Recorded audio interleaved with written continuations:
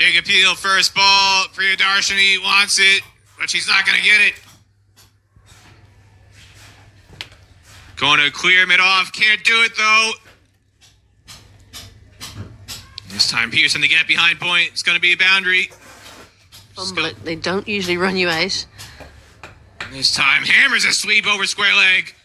As she can with these associate teams to help grow the game. As Bryce is looking red hot here early in the power play. Very positively about that. As Bryce, big appeal. And she's dragged it on. This one, half volley on the legs, flicked past deep backward square leg, who took a really poor angle to that ball and turned what really should have been a single into a boundary. Straight back to Kulasuri, and what a fantastic catch! Please. Mid-off is up in the ring and trying to clear. Edge given. There, because she was pretty adjacent, but she goes on the second attempt, looks to play straight, and the swing does for Priyana Chatterjee with her right arm off spin. Ailsa Lister lifts it and just lifts it straight into the waiting hands of Chamari Atapati. Floated up and beautifully timed by Lorna Jack. Two full from Dillahari. Runs for her team though, maybe another match winning performance. No, it's straight back to the bowler. Throwing her out, Nate. A little tickle around the corner. Well, cheeky stuff from Lorna Jack. She's made Chamari Atapatu chase that one all the way to the rope. Upish and come back. Really smart stuff from Kumari. Just held it back in the hand. Launches it long. More high than long though. Chamari Atapatu takes the catch, and that brings about the end. They do have a healthy net run rate advantage based on their margin of victory yesterday. Wickets shared around, in particular for the spinners. Stand out for me. Catherine Bryce, big in swinger, finds a gap between bat and pad for USA.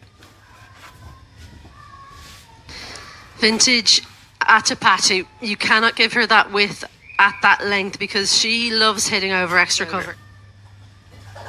Two straight, and there's no fielder down there. These two face each other. It's something that she's relishing with shots like this, both sides of the wicket, first through fine leg, and now they're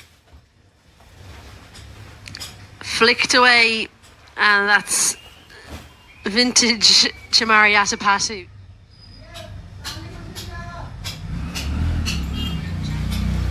So much in these opportunities. Picked up by Chamari Atapatu.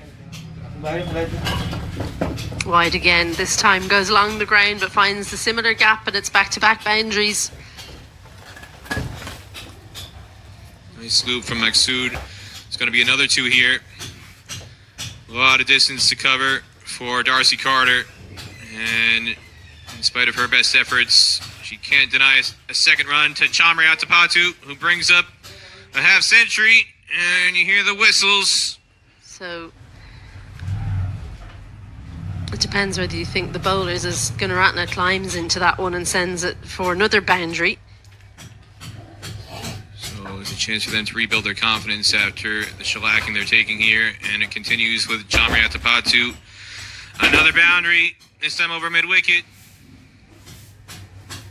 This time flicked past Lorna Jack square leg. It's gonna trickle almost to the rope, and Darcy Carter lets it trickle in. It's not gonna count as a boundary. The batter's crossed before the ball reached the line, but it's an emphatic stamp to end this match. Two batters, that's all that was needed for Sri Lanka. Future on offer as well as the present for Sri Lanka, getting them across the line very early.